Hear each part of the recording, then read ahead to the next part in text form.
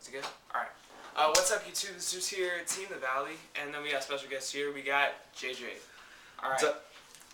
So, we're going to talk to you guys about how to beat Evilswarm, which is a relatively popular deck right now.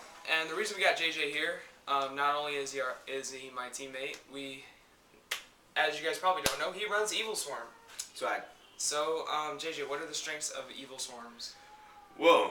Deuce, the Intrepid. The what? What? Okay. No. Don't worry about it. Okay. Well, the strengths of Evilswarms are basically Caster, Rabbit, Kyrkion. They have the ability to easily go Ophion. Rabbit 3.0. Yeah. It's Laia. Yeah, like, they can go first turn Ophion, and that's just a really problematic card because not only does it stop you from special summoning level 5 or higher, but it can search out Pandemic, and so... And Infection. And Infection. The thing is, it doesn't... Thing is, Ophion, I know a lot of people are like, oh, I can get around Ophion because, level 5 or higher monsters, oh, I don't run all that shit. Ophion's pretty beefy, if you guys haven't noticed. It's 2550. That's a really beefy monster. 50 more than Stardust. Yeah. And it's pretty beefy, and it can be protected by a lot of cards as well. Pandemic and Infection. Infection's so good. That card is so good. Word to the wise. If you're meaning MST, which you really shouldn't, but if you are... MST that Infection. MST that Infection, because if they get it off once, it's game over, That man. Infection pluses you every turn that thing is on the field, because it's like, okay, Infection, instant Kyrkion, instant Caster, instant Mandragora, whatever you want. And you just need to get it off once and you're good. You basically get complete control. And because of Infection, both their rabbits are live all the time. You can keep recycling your vanillas. Which is ridiculous. It is. And also know your rulings about Infection. You can't return Ophion with Infection because it says main deck. It has to be to main deck, precisely. So don't let that happen to you. Also know your rulings about Forbidden Dress. Forbidden Dress is a very popular topic. Forbidden Dress and Safe Zone. Those are two cards you should really know your rulings on. Yeah. Okay, like, Dress, it can't save them from Compulse or Deprison. This is the reason why. Same thing with Safe Zone. So if we're saying Dress, we're also saying Safe Zone as well. The reason being, just because the monster says it can't be targeted or destroyed. Okay, so let's get it straight. It can't be targeted or destroyed. If it's targeted by Compulse already and you change Dress, the monster's already been targeted. So, so Dress pretty much is just useless at that point. It's not being destroyed. It's not. Now see, if your monster is being bottomless, it may be already targeted, but it's also going to be destroyed. Wait, don't say targeted. Bottomless can't target. Oh wait, that's right. Okay, now if your monster is being bottomless, Dress says the monster can't be destroyed, so it will save you from that. If your monster is being Mirror Force, Dress says it can't be destroyed. Soul Takered, it can't be destroyed. Tori, stuff like that. Now, Compulse, Deprison, those are all cards that can mess up both Dress and Safe Zone. So if I were you, I would mean, and Breakthrough Skill and Fiendish Chain. Those all hurt. Breakthrough Skill is really good against Ophion. It is, but it makes them use up 2 Pandemics. Exactly, and the thing is, if Evilswarm players don't have the first Pandemic, then that Breakthrough Skill is going to screw up that Ophion completely, because you can Breakthrough Skill it during their turn for them to not search Pandemic, and then during your turn you use the Breakthrough Skill to negate the Ophion. Precisely. And then you just go off. Like, if they don't have the first Pandemic, they're pretty much screwed. Like, they literally have to have 2 Pandemics to get around the Breakthrough Skill. And it's pretty much ridiculous. That's why some Evilswarm players prefer to play 3 Pandemics, just so that won't happen. But yeah, it still does. Like, that's the only reason I can see you playing 3 Pandemic. Now, weaknesses about the deck. Let's start with Game 1. Game 1, a lot of people are like, oh my god, I have to main so many cards to counter Ophion. You really don't have to, in a sense. Let's look at Ophion, okay, and Pandemic and stuff like that. That is the dynamic duo of the deck. That is the most versatile, one of the most versatile plays for the deck. Now, if you guys didn't, if you guys are just okay with chain links, you can get around Ophion very easily. just with Compulse, Breakthrough Skill, Book of Moon. Book of Moon's very good. Book of Moon is probably the best card you can be Oh maining my gosh, right now. that card is amazing right now. I mean, I can see, I guess, what that card should really go to 2. Card should really go to 2. It's very good right now. It is.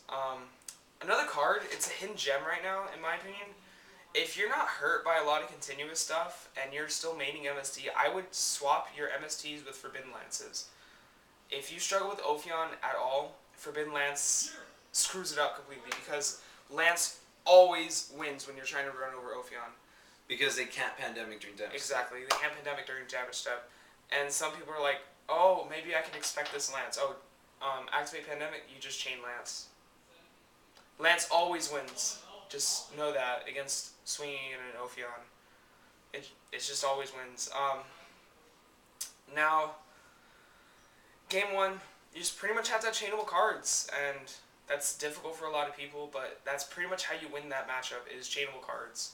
Outside of, your power cards like Heavy Storm, Dark Hole, stuff like that. Outside of your power cards. Yeah. Just chainable cards, Compulse, Breakthrough Skill, Fiendish Chain, Effect Veiler.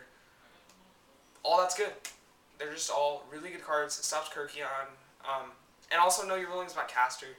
I know this is probably known by all of you, but for the few people that don't know, Caster cannot be Breakthrough Skilled, cannot be Effect Veiler.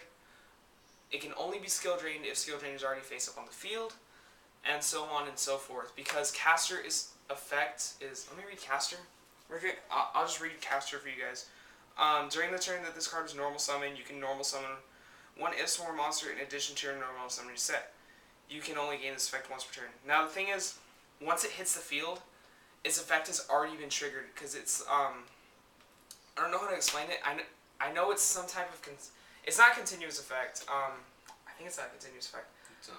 Oh. But the thing is, it gets its effect when it's summoned, but it doesn't activate. I guess that's what I'm trying to say. The effect doesn't activate. It's like a continuous. Precisely. It's a continuous effect, but it's not a continuous effect. Just know you can't Veiler Caster. So yeah, for future reference for you guys, just know you can't Veiler Caster. What else? Let's move on to games 2 and 3. Side decking. Okay. Side decking for Evilswarm. Rivalry of the Warlords. Well, do you want to talk about that, or do you want to talk about what Evilswarm can? Well, we'll talk about what Evilswarm can side deck in a sec. Actually, we should talk about that first, because that'll help. Okay. What Evilswarm can side deck? They can side deck Gozamash, they can side deck Macro, they can side deck Imperial Iron Wall, they can side deck Eradicator. Just anything you can think of that can side, because it's a stun deck. Stun decks can side anything, which is badass. That's the reason most stun decks do very well, is because their abilities to win games 2 and 3 is very high. Yeah. What cards do you expect to see prevalent in most Evilswarm side decks, just besides the cards that we mentioned? Any other special techs that you'd probably see? I mean, they can also side, let's see, Electric Virus, they can side. They can take Dragosack. And they can use it in the mirror. Yeah, the mirror Electric Virus is really good. That's the main reason. They can use it in the mirror, use your opponent's Ophion, get your own Pandemic, get your own And for you guys that are running the deck as well, and you guys are afraid of the mirror, Bahamut. That card single-handedly wins you the mirror match. There you go, Ophion. You go Bahamut, man. You want to go second in that match, because if you have a way to go Bahamut and a Pandemic, GG. It's game from there. Cards you should side against the deck. There is a lot of cards that can hurt the deck. Now there's a lot of cards that hurt Ophion. There's a lot of cards that hurt the deck as a whole. But let's talk about cards that can hurt Ophion. Electric Virus. That's a very good card to side against the deck, because I've seen Electric Virus be used in a lot of decks because of Ophion. And this is the reason why. Now you guys are probably thinking, oh, but Ophion's effect is a continuous effect. Neither player can special summon level 5 power monsters. Special summon, okay?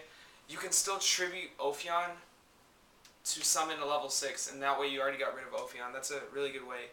Yeah. And then you can just Electric Virus, take their Ophion, and then swing for game if you have to. I mean, it's versatile. It's really good against the deck. Goes a match. No, not goes a match. Rivalry of the Warlords. Card's amazing. It really is.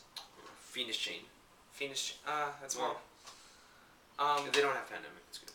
If you guys are probably considering it, maybe Imperial Iron Wall, or DD Crow. DD Crow's not that bad against the deck as well. Just the ability to Crow the Kirkion play. If you're on Dark Worlds, Dark Smog and Skill Drain. Oh my god. Okay. That wins you. That wins you. I mean, I want to talk about Dark Smog, but I mentioned DD Krogan. Not every deck, of course, can run Smog, but Skill Drain is amazing this format. Oh my god. If you have the ability to main Skill Drain in your deck, do it. Because Dragons can't do anything, Prophecy can't do anything, and Evilswarm can't do anything. It's really versatile. I really think you should be maining 3 Veilers. 2 to 3 Veilers at least, because it's really good right now. Yeah, the deck really isn't that difficult to counter. It's just playing against the deck is very difficult. Now, most players are like, oh, it all depends if you draw your outs.